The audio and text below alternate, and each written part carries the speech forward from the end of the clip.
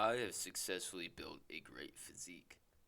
I have a lot of muscle on my body. I look good. And if one thing in particular that looks really good are my lats. The front, the back. In fact, let me show you how really good my lats feel. Let it feel. Look. Anyways, the workout starts off with pull-ups.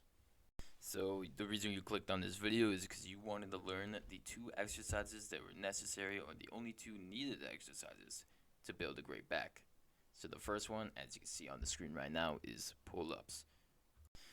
The pull-up is a great compound movement as it recruits or primarily uses the lats and the biceps, and this will be a major growth for those two muscle groups, as well as recruiting the deltoids, rhomboids, and even your core to an extent. So this is a great compound movement to hit a lot of muscles. Now, when you're going more minimal with your exercise selection, you want to make sure you're really utilizing those exercises properly.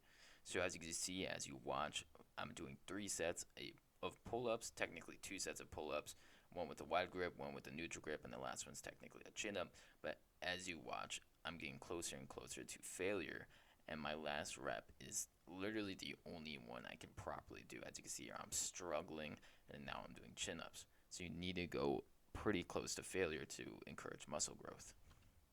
If you're working close enough to failure, the only other thing you need to think about is progressive overload. So in this one, I'm doing my last set, and it's a set of 11 because the last time I did this exact same thing, but for each set I did 10 reps. This one I'm doing 11 reps on the last one. Just 1 rep is all that's needed. That's technically more than I did last time, so that is progressive overload. I'm doing more than I did last time, and I'm working my muscle harder, and I couldn't do that last time, so that is me getting stronger as well. And the second and only other exercise you need in order to build a great back is a row. Not even specifically the one I'm doing here, but I choose to do a dumbbell row for a couple reasons. One of those reasons is I do have a lot of lower back pain right now, so the dumbbell row, I can, as you can see, I'm kind of bracing on my bench, and that takes a lot of pressure off of my lower back, and it doesn't hurt as much. I do prefer doing the barbell row. You can do a bent over row, you could do a Yates row, you could do my favorite, the pendlay row. Those are all great options. Really just any row. I'm doing a dumbbell row. This is just a 70-pound dumbbell. 10 reps on each side, and it's as simple as that. You kind of just brace yourself and pull the weight back and kind of push your shoulders blades back, and this is also great for the lats, great for the mid back, great for the bicep, great for the rear delts. And while the exercises are helpful, you need to always remember that you're not going to grow unless you're going close enough to failure.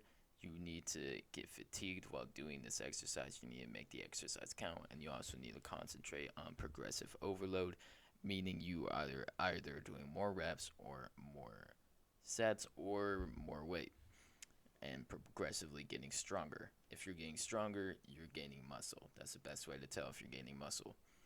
So this is me lifting 70 pounds, and in this workout, I was able to do 3 sets of 10 reps. So my next workout, I'm going to up the weight by 5 pounds to 75 pounds and do the exact same thing. Another option could be just to add a set or add a couple reps to my next workout, and that would achieve progressive overload. And I know I said that it was only a 2 exercise workout, but why not do some biceps? If you want, you can throw in some bicep curls, but you also need to keep in mind that your biceps are a small muscle group, so you don't really need to focus on them. You're gonna train them anyways. So I just kind of threw this in. If you want to do it, you don't have to. It will help a little bit. It'll put a little bit more of a bicep on you, but the compound movements already are working your biceps, so it's not uber important. But who doesn't like having a nice bicep pump? So this is just me curling 30 pounds, and it's as simple as that. So that's the whole workout. Do those 2 exercises, progressive overload, eat more food, or if you're fat, just like go on a little bit of a diet.